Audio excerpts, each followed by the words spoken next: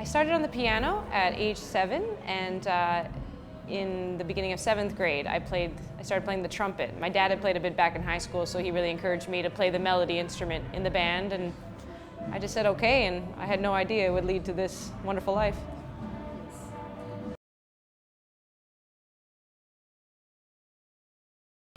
Well, I grew up in a community of British Columbia, Canada, named Chilliwack, is my hometown, and we had a really wonderful school system, and I've always been a fan of public school systems. And so my middle school had a junior high jazz band, we had a marching band, and as I got to high school, there was a traditional jazz band, a small band featuring the music of like New Orleans, that we got plugged into a local festival. I was in a jazz choir, in a concert choir. It seemed like it was a really, again, kind of a community in the school system that was thriving. So I had a really great environment to learn in.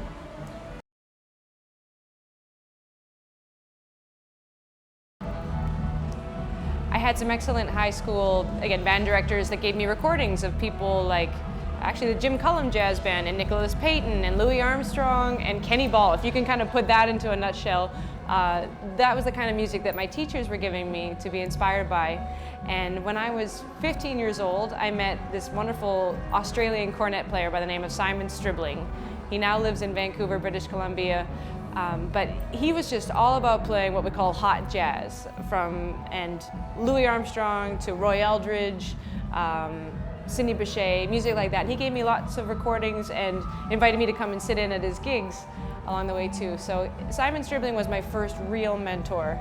And since moving to New York 5 years ago, I sought out a wonderful teacher by the name of Warren Vacher, who I'm sure many people are familiar with. And he has been really instrumental in my growth as far as playing the trumpet.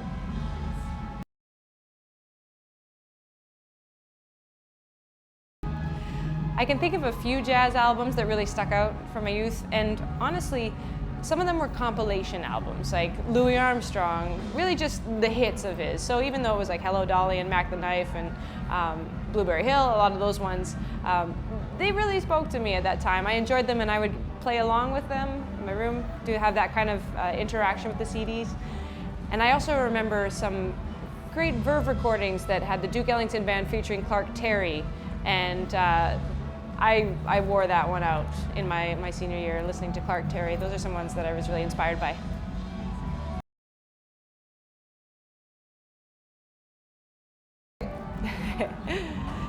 I remember my first paid gig, yes, yeah. Of course, you never forget such a thing.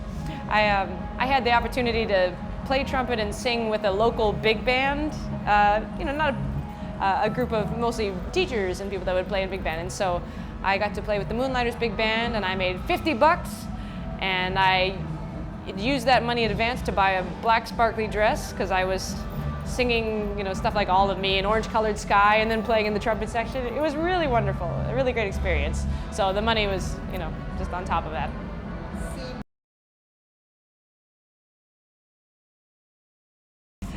There are many great musicians that I, of course, would love to play more with. There's actually a really excellent young crop of people coming up and playing. I know John Batiste is here. He's incredible. Gotten to play with him just once, but it'd be fun to play with him.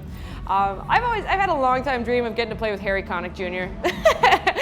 That's kind of been like for 15 years now. Hey, Harry, put me in your band. But he doesn't know I exist yet, so I'm working on that. But we'll see. I would love to play with Harry Connick Jr.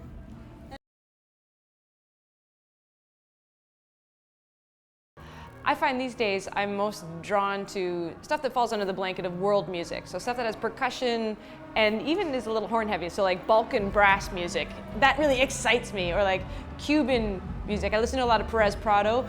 I recently saw Sergio Mendoza, who has this kind of Mexican style orchestra, which is so satisfying to listen to. Again, it's about fusing together all these kind of different ideas, but always has trumpets in the mix too, and vocals and fun stuff. So I've been enjoying, for lack of it's a blanket, but world music, stuff with lots of percussion and really thriving, vital music.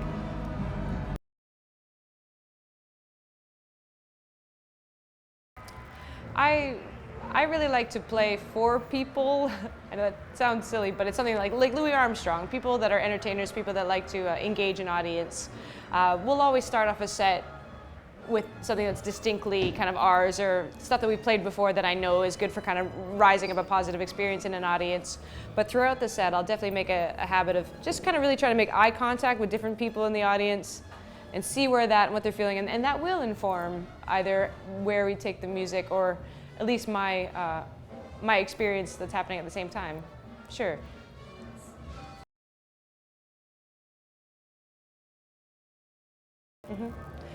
I've really been enjoying writing a lot of original music in the last few years, and living in a place like New York City, those ideas come from everywhere, and so when I come to a place where I want to get those ideas out, it's best for me to just sit in front of my piano, my keyboard, and try and create the mental and physical space to just let those ideas come out. And that's really my favorite way to make that process happen, is just sit and be quiet and wait and see what comes out.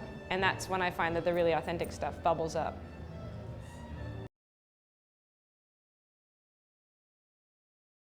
I had the opportunity last year to play at Newport Festival with Vince Giordano and the Nighthawks, an incredible 1920s, 30s style dance band. They won a Grammy a few years ago for the Boardwalk Empire soundtrack, and I was just subbing in.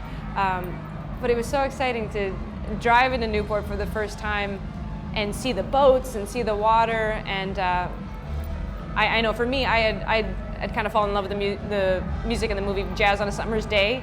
And so to kind of put those visuals to what I had imagined it to be, to what I had seen it to be on TV, was really, really cool.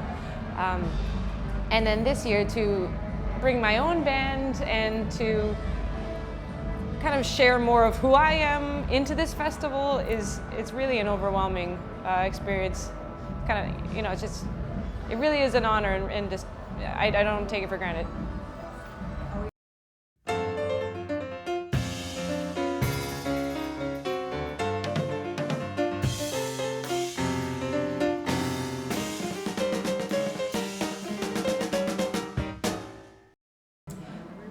Bria Skonberg.